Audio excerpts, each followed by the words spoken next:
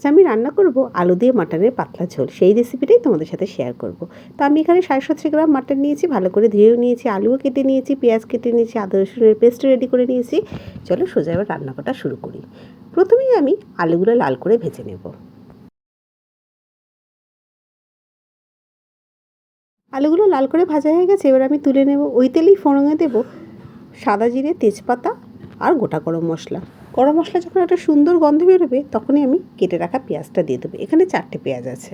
পেঁয়াজটা যখন হালকা বাদামি কালার হবে তখনই আমি ধুয়ে রাখা মাটনটা দিয়ে দেবো, দিয়ে পেঁয়াজের সাথে ভালো করে ভেজে নেব।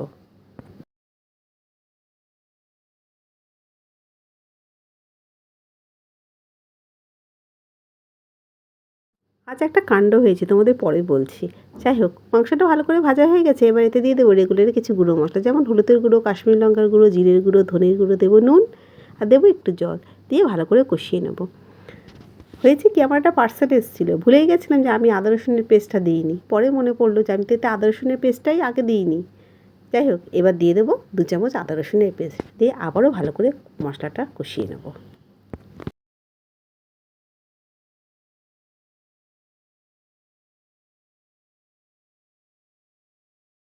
মশলা ভালো করে কষানো হয়ে গেছে, এবার দেবো 2টো টমেটো কুচি আর 3-4টে কাঁচা লঙ্কা, দিয়ে ভালো করে মশলাটা কষিয়ে নেব। রান্নাটা উল্টোপাল্টা হচ্ছে কেন জানো? এবার টমেটোটা পেস্টও করিনি।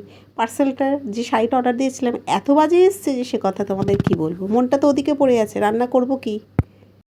মাংস ভালো মতো কষানো হয়ে গেছে, এবার আমি প্রেশার কুকারে দিয়ে দেবো। এদিকে বসিয়ে দিয়েছি গরম জল, যেটা প্রেশার কুকারে আমি দেবো।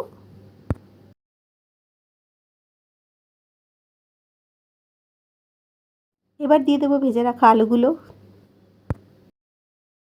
ওপর থেকে দিয়ে দিলাম চেরা 3-4টে কাঁচা লঙ্কা আর গুঁড়ো গরম মশলা।